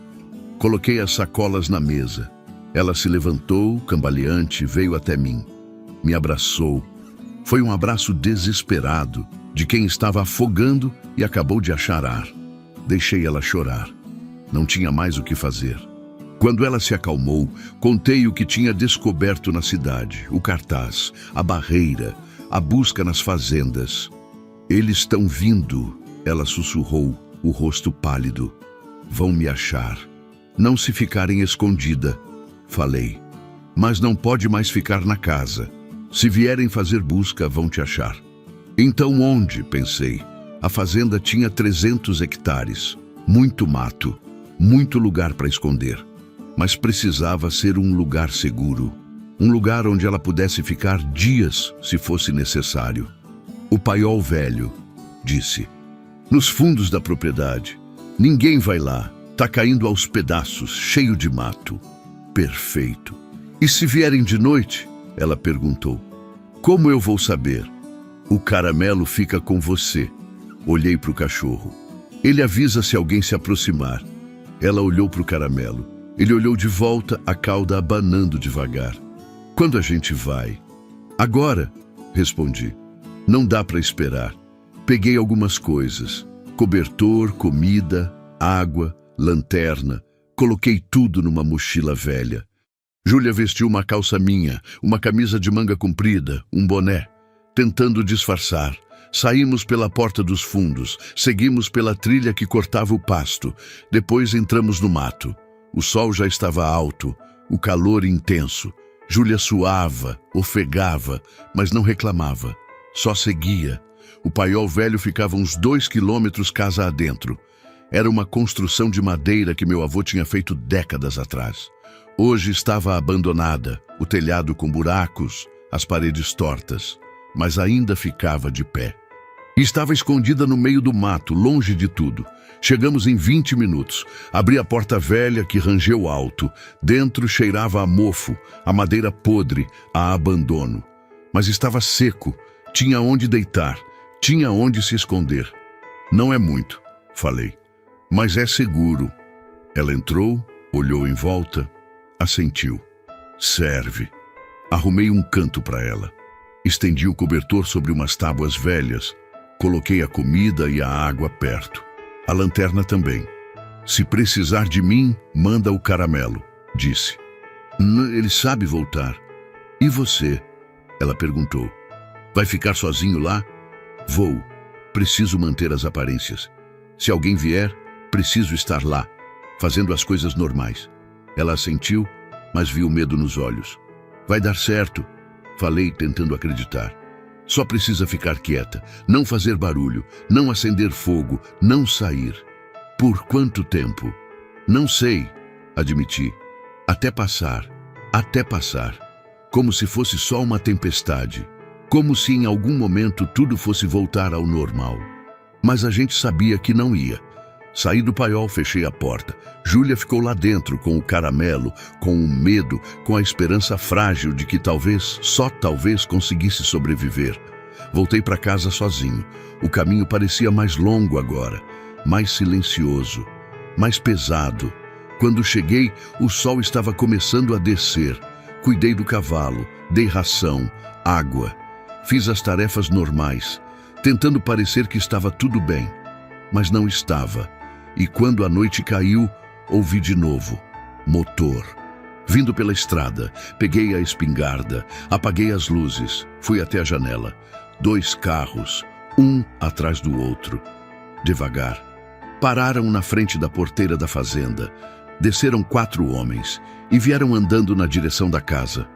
Meu coração martelava tão forte que eu ouvia o pulso batendo nos ouvidos. 4 homens, 2 carros.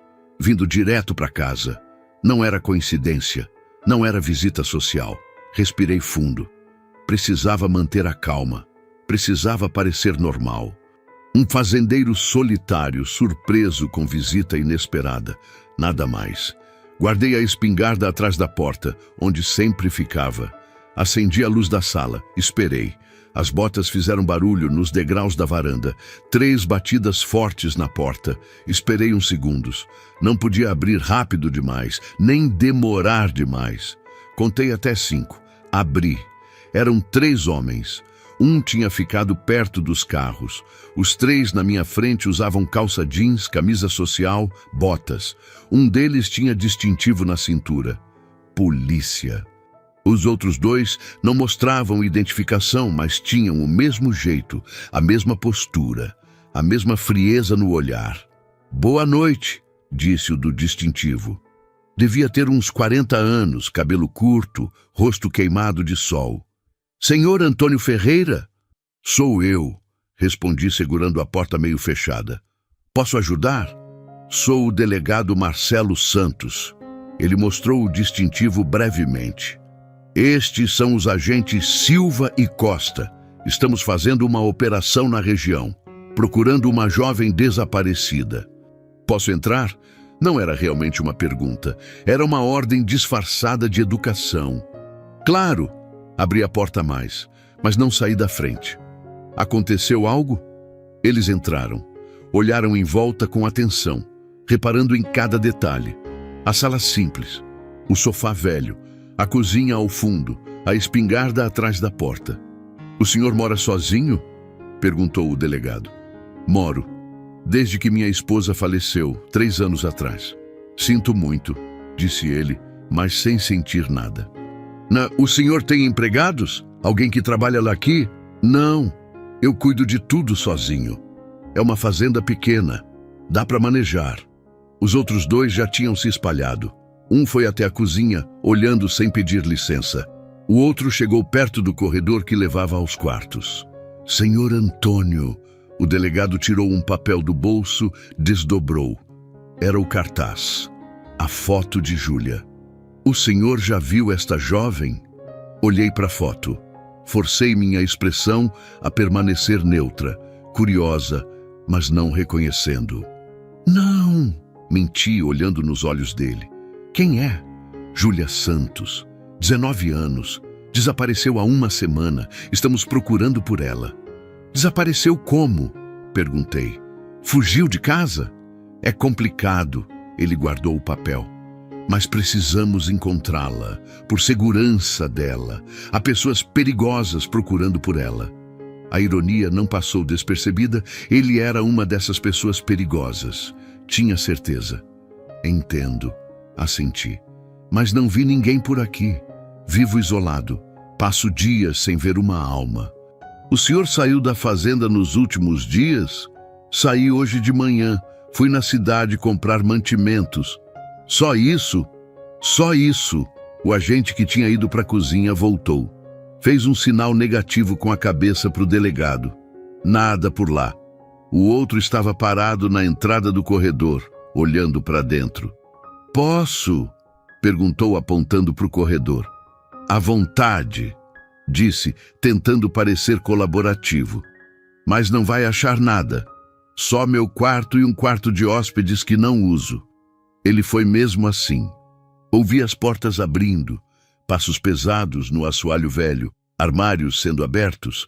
O delegado continuava me olhando, estudando, procurando algum sinal de nervosismo, de mentira. O senhor conhece a estrada velha? Perguntou. A que passa pela divisa da sua propriedade. Conheço. Uso às vezes como atalho. Usou nos últimos dias. Pensei rápido. Precisava de uma história que se sustentasse. Usei anteontem. Voltava de consertar cerca no Pasto Norte. Por quê? Recebemos informação de que a jovem pode ter sido vista naquela região. Alguém amarrado na beira da estrada. O senhor viu algo assim? Meu sangue gelou. Alguém tinha visto. Ou imaginado, ou inventado. Mas eles sabiam. Sabiam que ela tinha estado lá. Amarrado? Forcei surpresa na voz. Não vi nada disso. Que horror! Quem faria uma coisa dessas? É o que estamos tentando descobrir, disse ele. Então o senhor não viu nada? Nenhuma pessoa? Nenhum carro estranho? Vi um carro passando ao longe, inventei. Mas não parei para ver. Só segui meu caminho. Que tipo de carro? Não reparei direito. Escuro. Talvez picape. Mas estava longe. Ele anotou algo num caderninho. O outro agente voltou do corredor. Nada, disse para o delegado. Certo. O delegado me olhou de novo. O senhor se importa se dermos uma olhada lá fora? No terreiro? Nos galpões? Não tenho galpão, respondi. Só um curral pequeno e um galinheiro. Mas fiquem à vontade. Eles saíram. Fiquei na varanda vendo os 3 se espalharem. Um foi pro curral, outro pro galinheiro. O terceiro andou pelo terreiro, iluminando com a lanterna procurando. O quarto homem, que tinha ficado perto dos carros, agora também andava pela propriedade. Checando, procurando. Fiquei ali parado, forçando o corpo a relaxar, a parecer apenas curioso com toda aquela movimentação. Mas por dentro, rezava. Rezava para que Júlia estivesse bem escondida, para que não tivesse esquecido nada na casa, para que o caramelo não latisse lá do paiol. 10 minutos depois, voltaram. Sem nada. Tudo certo, disse o delegado subindo os degraus de novo. Desculpe o incômodo, é procedimento padrão. Sem problema, respondi. Espero que encontrem a menina. Deve estar assustada, onde quer que esteja. Sim, ele me estendeu um cartão. Me vir ou ouvir qualquer coisa, qualquer movimento estranho, me liga nesse número. É importante. Peguei o cartão, li o nome. Delegado Marcelo Santos. Um telefone celular. Pode deixar. Guardei o cartão no bolso. Qualquer coisa eu aviso. Eles foram embora. Entraram nos carros. Ligaram os motores. Mas não saíram imediatamente. Ficaram ali parados, conversando algo entre eles que eu não conseguia ouvir. Depois de uns 2 minutos, finalmente foram. As lanternas traseiras sumiram na curva da estrada, engolidas pela escuridão. Esperei, contei até 100, depois até 200. Não ia sair correndo para o paiol, não ia fazer nada suspeito. Se estivessem observando de longe, com binóculo, não iam ver nada errado. Voltei para dentro, fechei a porta, tranquei, apaguei as luzes. Sentei na cadeira no escuro. As mãos tremiam agora que podia deixar tremer. O coração ainda disparado, suor frio descendo pelas costas. Tinha funcionado. Eles tinham vindo. Tinham procurado. E não tinham achado nada, mas iam voltar. Eu sabia, não era o fim, era só o começo. Esperei até meia-noite. Quando tinha certeza que ninguém estava observando, saí pela porta dos fundos, sem lanterna. Conhecia o caminho de cor. Segui pela trilha, depois pelo mato, em direção ao paiol. Bati na porta 3 vezes. Pausa. 2 vezes. Nosso sinal combinado. A porta se abriu. Júlia estava lá, o rosto pálido na escuridão. O caramelo ao lado dela, a cauda abanando baixo ao me ver. Eles vieram, disse ela. Não era pergunta, era certeza. Vieram, confirmei. Mas não acharam nada, você está segura. Por quanto tempo? Ela sentou numa tábua velha, abraçando os joelhos. Por quanto tempo ainda vamos conseguir enganar? Não tinha resposta. Então só falei a verdade. Não sei. Ela começou a chorar, silenciosamente. Lágrimas escorrendo pelo rosto sujo, pelos dias sem banho direito, sem cuidado, vivendo como animal escondido.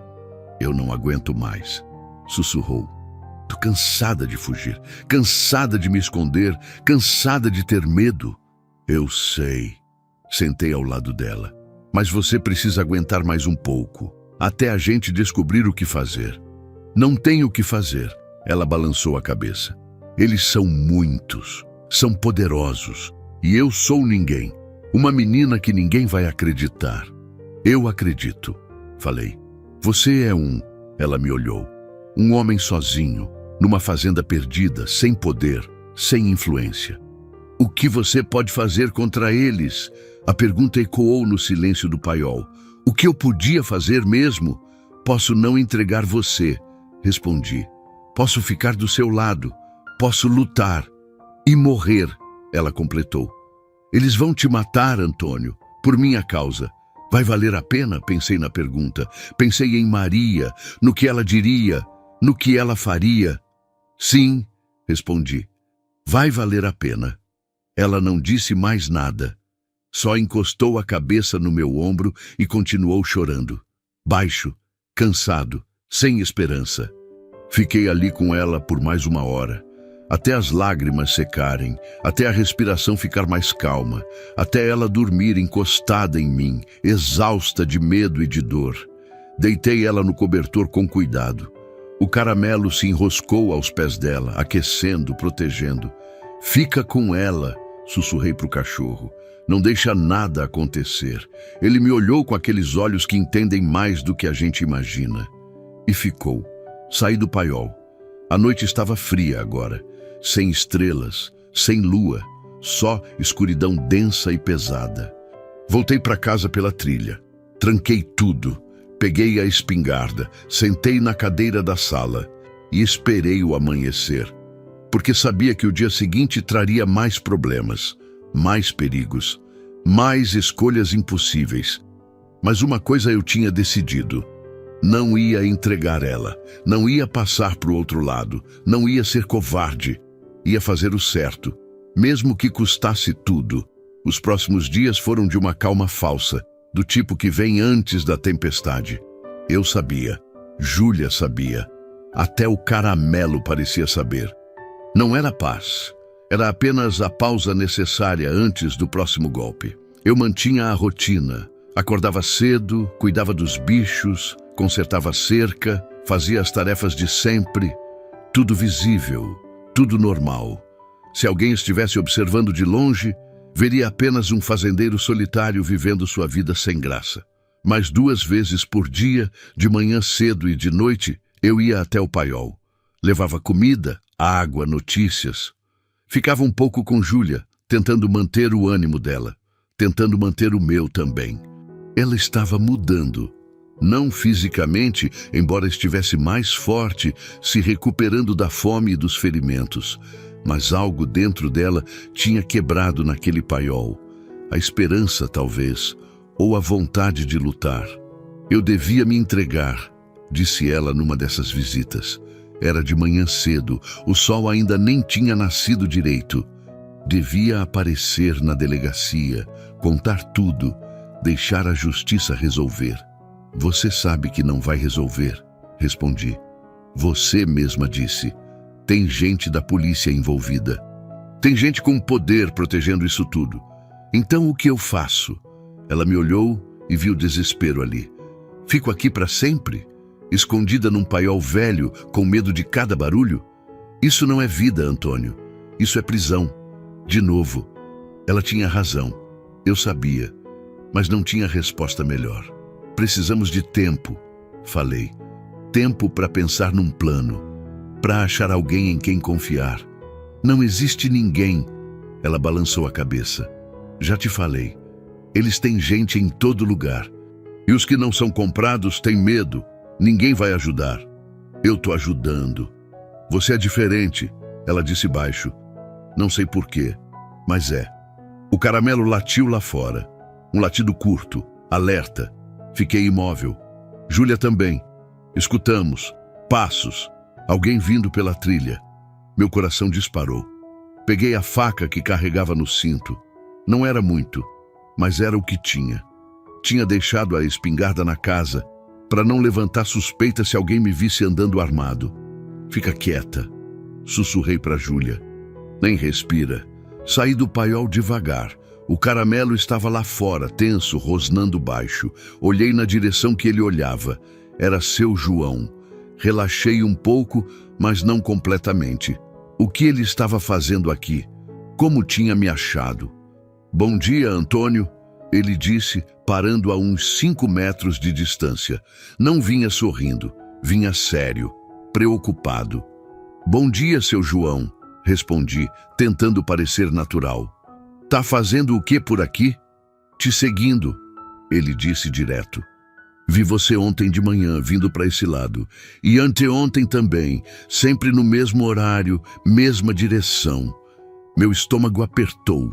Ele sabia, ou desconfiava. Tô cuidando da cerca dos fundos. Menti. Tem um trecho que tá caindo. Antônio, ele me olhou sério. Eu não sou bobo. E não sou cego. Sei quando um homem tá escondendo algo. Não respondi. Só fiquei ali, segurando a faca por baixo da camisa, pronto para qualquer coisa.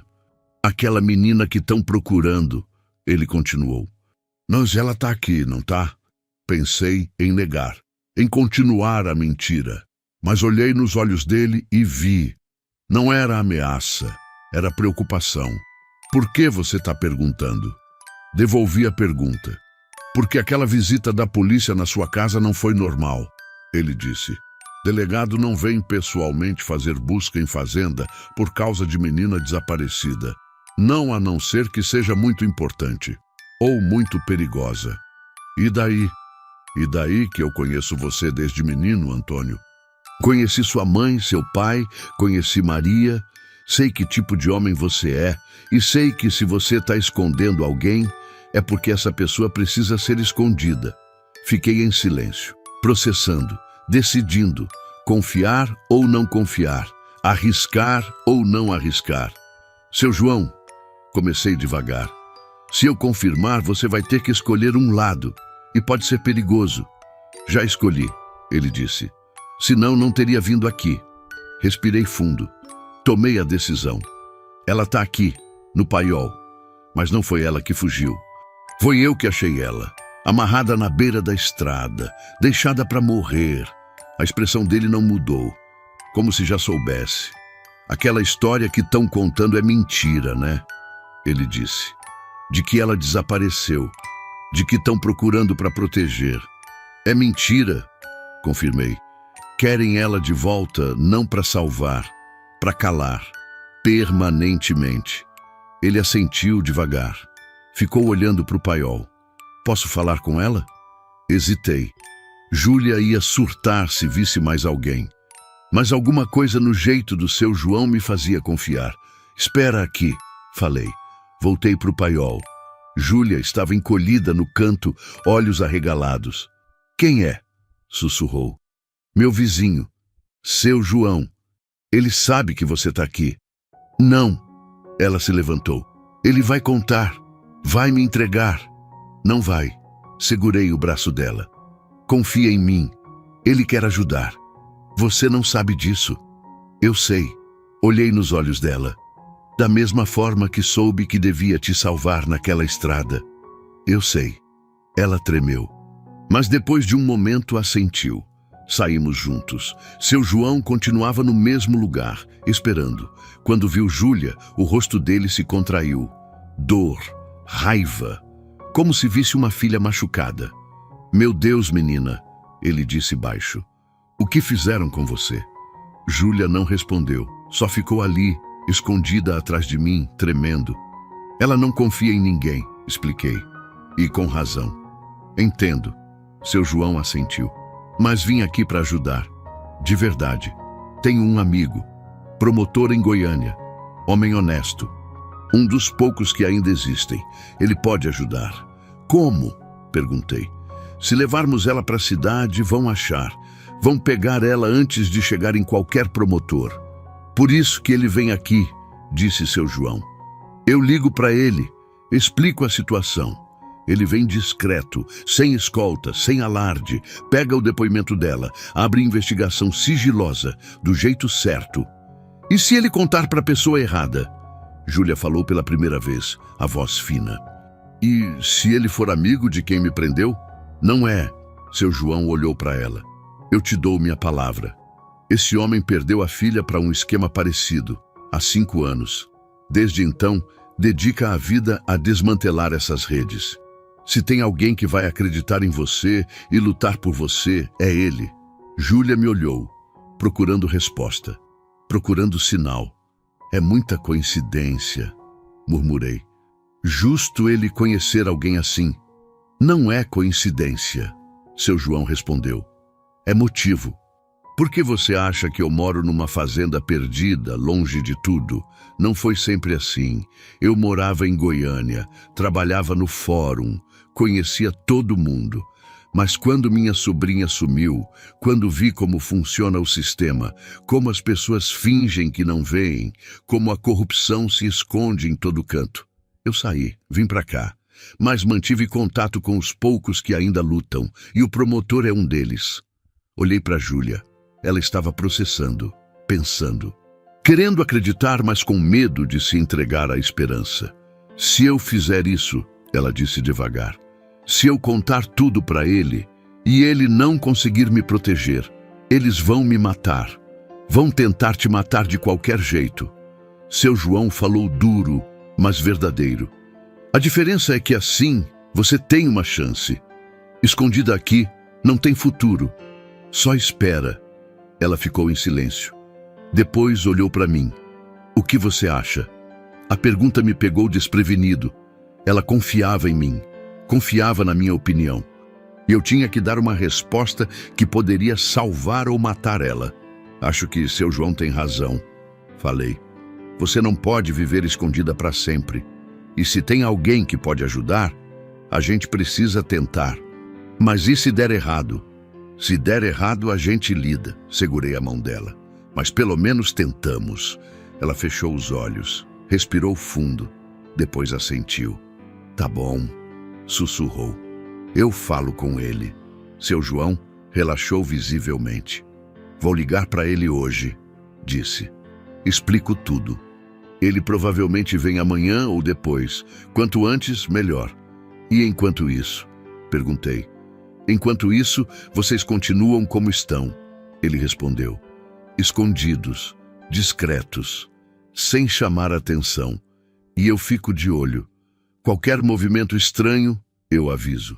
Como? Tem um apito. Ele tirou do bolso um apito pequeno de metal. Se eu apitar 3 vezes, é perigo. Sinal para correr, para sair, para se esconder melhor. Peguei o apito. Pesado, real. Obrigado, seu João. Falei, e as palavras saíram com emoção verdadeira. Por acreditar, por ajudar. A gente faz o que pode, ele disse simples. Numa hora dessas, é o que resta. Ele foi embora. Desapareceu pela trilha. Voltei para o paiol com Júlia. Você acha que ele está falando a verdade?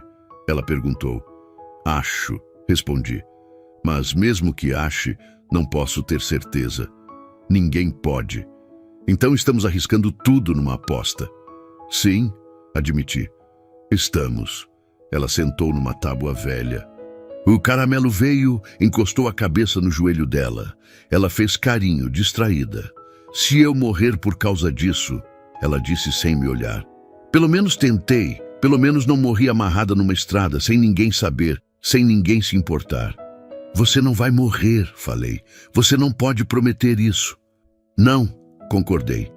Mas posso prometer que vou fazer tudo para evitar. Ela finalmente me olhou. E pela primeira vez desde que a encontrei, vi algo diferente no olhar dela. Não era esperança. Ainda não, mas era uma fresta, uma possibilidade. Obrigada, Antônio, disse baixo, por tudo. Se eu conseguir sair disso viva, nunca vou esquecer o que você fez.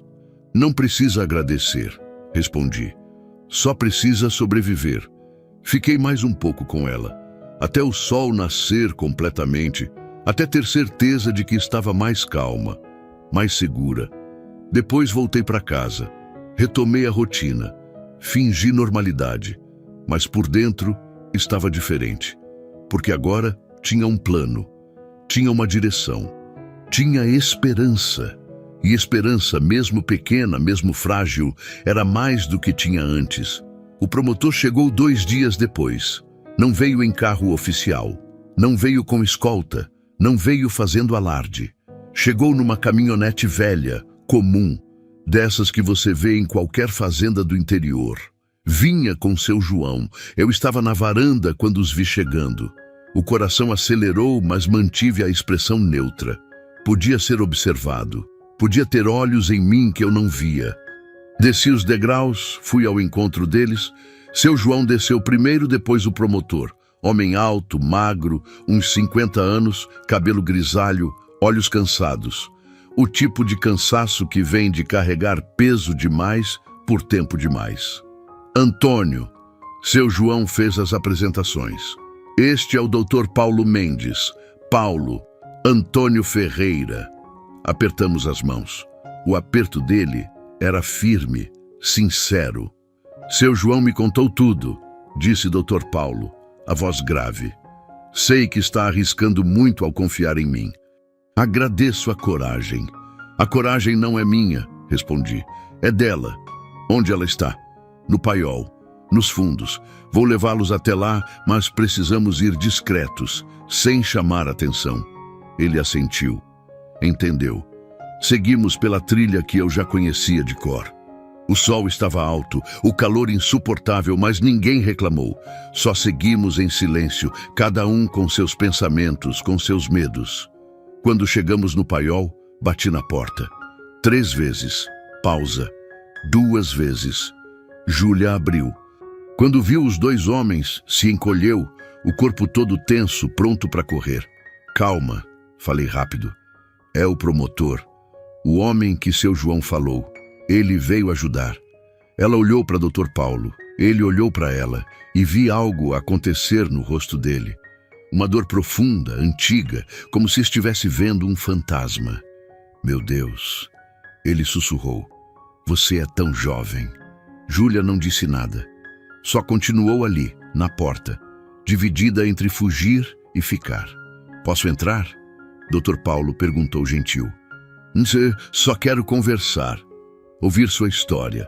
Não vou te machucar, não vou te julgar, só quero ajudar. Ela hesitou, olhou para mim. Assenti. Depois de um longo momento, ela abriu mais a porta, deixou ele entrar. Entramos todos. O paiol era pequeno demais para 4 pessoas e um cachorro, mas fizemos funcionar. Júlia sentou numa tábua. Dr. Paulo sentou em outra, de frente para ela. Eu e seu João ficamos de pé, encostados na parede. Júlia, Dr. Paulo começou devagar. Eu perdi minha filha há 5 anos. Ela tinha a sua idade. Desapareceu voltando da escola. Nunca acharam o corpo. Nunca acharam os responsáveis. Mas eu sei o que aconteceu. Sei para onde ela foi levada. E sei que o sistema falhou com ela. Assim como está falhando com você. Júlia o ouviu, os olhos marejados. Por isso estou aqui. Ele continuou. Não como promotor, como pai, como alguém que entende sua dor e que vai fazer tudo, absolutamente tudo, para garantir que você tenha a justiça que minha filha nunca teve. As lágrimas escorreram pelo rosto dela, silenciosas, pesadas. Eu não sei se justiça ainda existe, ela sussurrou. Existe, ele disse com convicção, mas precisa ser lutada, conquistada, e eu vou lutar por você. Mas preciso que me conte tudo. Cada detalhe, cada nome, cada rosto, tudo que você lembra. Júlia respirou fundo. Olhou para mim uma última vez. Assenti de novo. Então, ela começou a falar. Falou por quase 2 horas. Contou sobre o pai que a vendeu, sobre a casa onde foi levada, sobre as mulheres que cuidavam dela, que a preparavam, que a ensinavam a obedecer, sobre os homens que vinham, os nomes que ouvia, as caras que via, os carros, os detalhes. Dr. Paulo anotava tudo, cada palavra, cada nome, sem interromper, sem julgar, só ouvindo.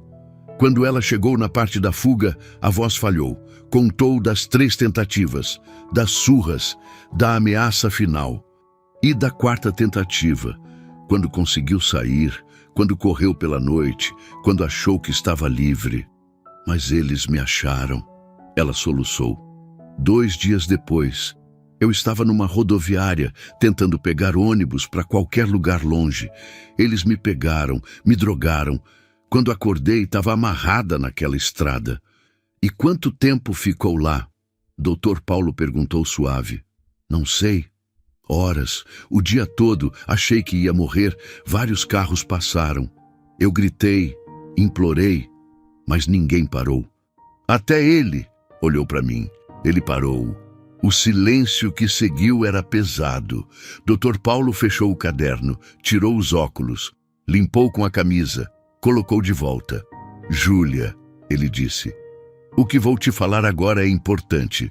Preciso que confie em mim completamente. Pode fazer isso? Ela assentiu insegura.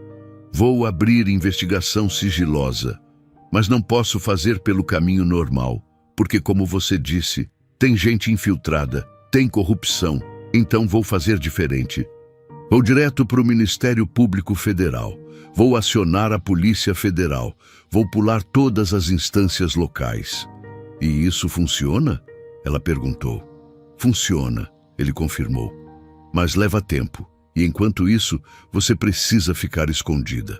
Completamente escondida. Porque assim que eles souberem que há investigação, vão tentar te achar. Vão tentar te calar. De qualquer forma. Ela pode ficar aqui, falei. Pelo tempo que for necessário. Não. Dr. Paulo balançou a cabeça. Aqui não é mais seguro. Eles já vieram uma vez, vão voltar, e da próxima vez vão procurar melhor. Então onde? Perguntei. Ele pensou por um momento. Tenho uma casa, disse finalmente. No interior de Minas, bem longe daqui, isolada, segura. Minha irmã mora lá. Ela pode cuidar dela enquanto eu cuido da investigação. E se acharem? Júlia estava pálida. Não vão achar. Dr. Paulo garantiu. Essa casa não está no meu nome. Não tem ligação comigo em nenhum registro. É o lugar mais seguro que conheço. Júlia me olhou, medo nos olhos, medo de ir, medo de ficar, medo de tudo. Você precisa ir, falei, embora doesse. Aqui não dá mais, ele tem razão. Mas e você? Ela perguntou. Se eu sumir, eles vão desconfiar de você, vão te interrogar, Vou lhe dar, interrompi. Você precisa pensar em você agora, em sobreviver, em ter uma chance. As lágrimas voltaram. Ela levantou, veio até mim, me abraçou forte, como quem abraça pai, como quem abraça a salvação. Obrigada, sussurrou no meu ouvido, por me dar uma chance quando todo mundo passou direto. Segurei ela também, sentindo o corpo frágil, sentindo o tremor, sentindo a vida que quase se perdeu e que agora tinha uma possibilidade. Quando ela vai? Perguntei para Dr. Paulo. Hoje à noite, ele respondeu. Quanto antes, melhor. Vou voltar, buscar minha irmã, volto de madrugada. Pegamos Júlia e vamos embora antes do sol nascer. Tá bem, concordei. Doutor, Paulo se levantou, se aproximou de Júlia. Você é muito corajosa, disse ele, mais do que imagina, e prometo pela memória da minha filha que vou fazer esses homens pagarem, todos eles. Ela assentiu sem palavras. Dr. Paulo e seu João saíram, voltaram pela trilha, sumiram entre as árvores. Fiquei ali com Júlia e o caramelo. Você tá com medo? Perguntei. Estou apavorada, ela admitiu. Mas também esperançosa? É estranho. Não sentia esperança há tanto tempo que nem lembrava como era. Esperança é boa, falei, mesmo quando assusta. Passamos o dia ali, conversando pouco, só esperando. O caramelo deitado entre nós, o olhar sempre alerta. Quando a noite chegou, voltei para casa. Precisava manter as aparências. Acendi as luzes, fiz janta, agi normal. Mas por dentro estava em contagem regressiva. 00:30, 1h, 2h. Às 3h ouvi. Motor baixo. Vindo devagar pela estrada. Apaguei as luzes. Peguei a espingarda. Fui até a janela. Era a caminhonete. Dr. Paulo. Tinha voltado. Saí pela porta dos fundos. Corri até o paiol. Bati o sinal. Júlia já estava pronta. Tinha arrumado as poucas coisas que tinha. Estava vestida com roupas limpas que eu tinha levado. O cabelo preso. O rosto limpo. Chegou a hora, falei. Ela assentiu, pegou o caramelo, abraçou forte. Cuida dele, pediu. Vou cuidar. Saímos do paiol. Dr. Paulo estava esperando perto da casa, junto com uma mulher. Devia ser a irmã. Cabelo grisalho, rosto gentil, olhos compreensivos. Júlia, doutor. Paulo fez a apresentação. Esta é minha irmã, Rosa. Ela vai cuidar de você. Oi, querida. Rosa falou suave. Vamos para um lugar bonito, calmo. Você vai gostar. Júlia me olhou uma última vez. Vai dar certo, falei, tentando acreditar. Você vai ficar bem. E você? Eu também. Ela abraçou uma última vez, rápido, forte. Depois entrou na caminhonete no banco de trás, se agachando para não ser vista. Dr. Paulo me deu a mão. Você salvou ela, disse. Nunca esqueça isso. Quando muitos passaram direto, você parou. Você escolheu o lado certo. Espero que seja suficiente. Vai ser, ele garantiu. Vou manter você informado, discretamente. E quando for seguro, você pode visitá-la. Obrigado, falei, por acreditar, por ajudar. É o mínimo. Ele entrou na caminhonete. O mínimo que deveríamos fazer uns pelos outros. O motor ligou. As luzes apagadas. A caminhonete começou a se mover, devagar, silenciosa, levando Júlia para longe, para a segurança, para a esperança. Fiquei ali parado, vendo até as luzes traseiras sumirem na curva, vendo até o som do motor se perder na distância, vendo até sobrar só silêncio. O caramelo veio, encostou no meu joelho, gemia baixo, sentindo a falta. Eu também, falei para ele. Eu também sinto. Voltei para casa. O amanhecer estava chegando, o céu clareando no horizonte, um novo dia começando. Sentei na varanda. O café esfriou na caneca esquecida. O caramelo deitou aos meus pés. E pela primeira vez em muito tempo, desde que Maria morreu, não me senti completamente sozinho, porque tinha feito algo que importava, tinha salvado uma vida, tinha escolhido não passar direto, e isso, percebi, mudava tudo. Não sabia o que o futuro traria, se a investigação ia funcionar, se Júlia ia ficar segura, se os monstros iam pagar. Mas sabia uma coisa: tinha feito o certo, e quando olhasse no espelho, conseguiria me encarar. O sol nasceu, dourado, bonito, iluminando a fazenda, a terra, a vida que continuava. Me levantei, tinha trabalho a fazer, cerca para consertar, bicho para alimentar, vida para viver. Mas agora era diferente. Porque tinha aprendido algo naqueles dias todos, que a gente nunca sabe quando vai ser testado, quando a vida vai cobrar uma escolha, quando vai ter que decidir entre passar direto ou parar, e que quando esse momento chega, a única coisa que importa é a escolha que fazemos. Eu tinha escolhido parar e não me arrependia.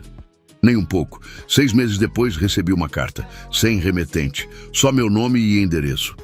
Dentro, uma foto. Júlia, sorrindo. De verdade. Ao lado dela, Rosa. Atrás, uma casa bonita, cercada de flores. No verso, uma mensagem curta. Obrigada por não ter passado direto. Você me devolveu a vida e a esperança. Júlia. Guardei a foto na gaveta junto com as fotos de Maria. 2 mulheres, 2 histórias. Uma que perdi, outra que salvei. E ambas me ensinaram a mesma lição, que viver não é só respirar, trabalhar, existir. Viver é escolher, todos os dias, fazer o que é certo, mesmo quando dói, mesmo quando custa, mesmo quando seria mais fácil passar direto. Olhei pela janela.